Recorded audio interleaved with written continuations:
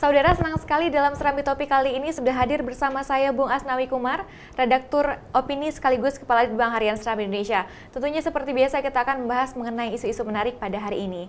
Bung Asnawi, informasi apa yang menarik untuk hari ini, Bung? Iya, Nana, dari berbagai informasi yang berhasil dihimpun redaksi, tentunya laporan-laporan, berbagai laporan teman-teman dari daerah sepanjang Selasa kemarin hingga tengah malam tadi, banyak sekali, seperti biasa, banyak sekali berita-berita menarik, diantaranya yang akan kita bahas di Serambi Topik ini. Mungkin ini akan lebih menarik para pemirsa untuk membaca lebih jauh tentang Serambi edisi hari ini, Nana. Di antaranya 5 wanita Aceh yang ikut ditahan ya bersama 64 lainnya. Kelima ini termasuk bagian dari 64 itu. Kemarin itu dilepas oleh pihak otoritas Malaysia.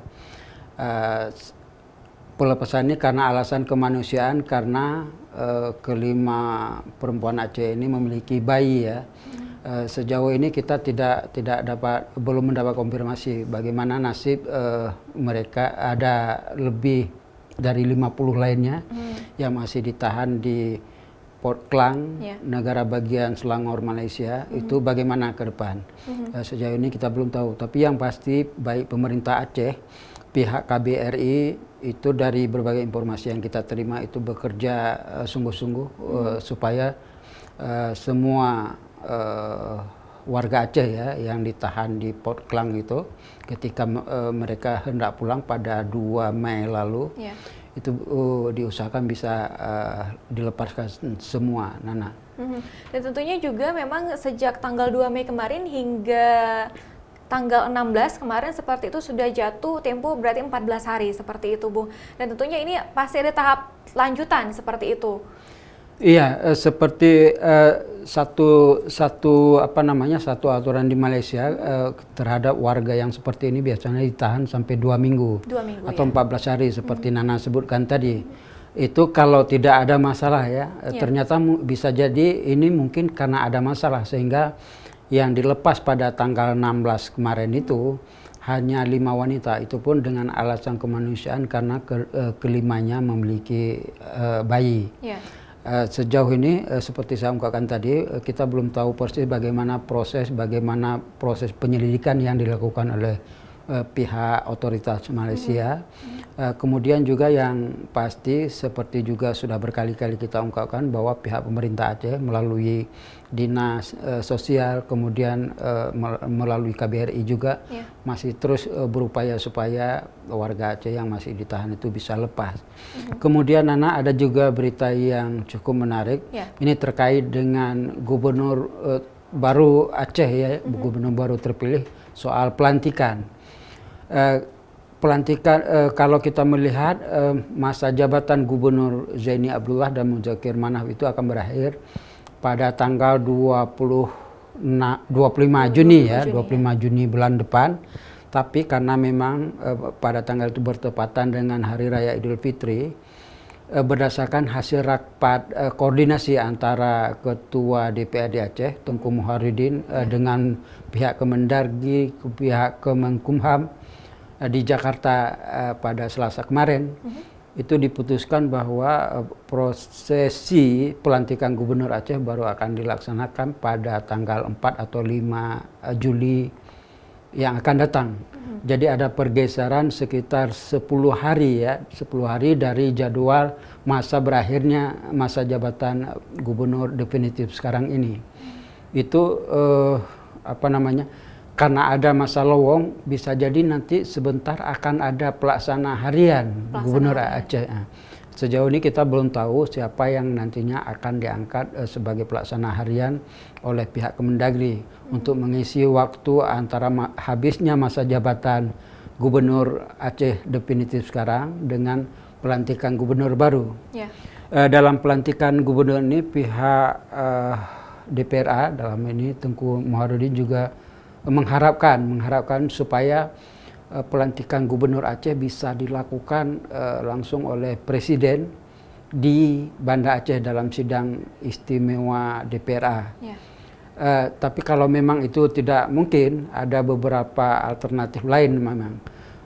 Mengingat Aceh punya undang-undang otonomi khusus, dalam hal ini UU PA, itu memang di pasal 69 disebutkan bahwa Gubernur Aceh akan dilantik oleh Mendagri atas nama Presiden dalam sidang istimewa DPRA. Ya, DPR-nya ada di Banda Aceh.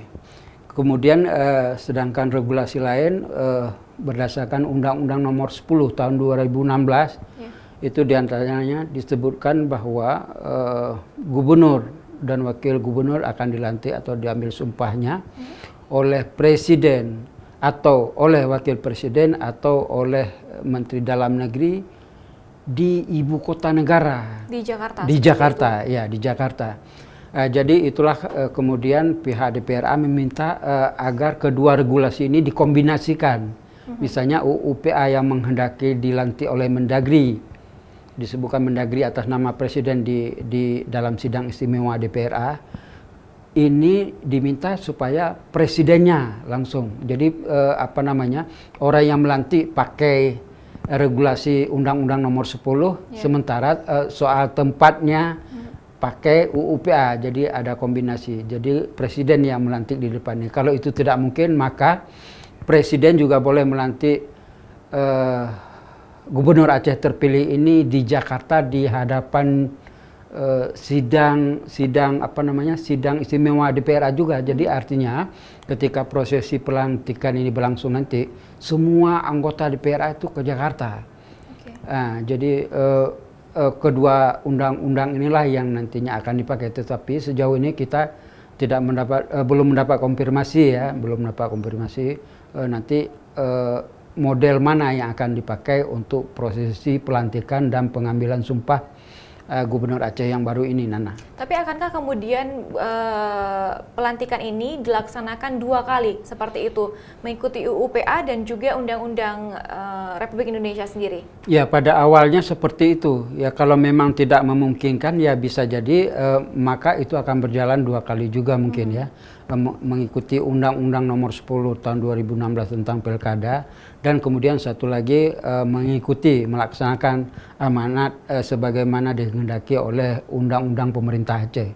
Kalau itu berlangsung berarti ada 2 kali prosesi pelantikan di Jakarta sekali, kemudian di dalam sidang istimewa DPRA sekali di Banda Aceh barangkali, Nana. Berarti ini juga masih simpang siur seperti itu, masih akan terus kita ikuti perkembangannya. Iya, betul. Seperti saya ungkapkan tadi, ini masih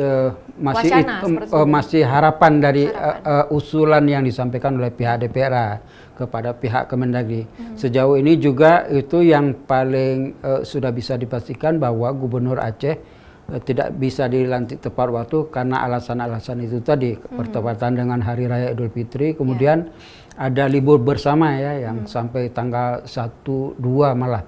Karena itu prosesi pelantikan ini baru bisa dilaksanakan pada tanggal 4 atau 5. Kemudian satu lagi, Nana, satu berita menarik juga yang merupakan follow up dari laporan-laporan yang pernah kita sampaikan sebelumnya, itu soal toilet Masjid Raya Baitur Rahman.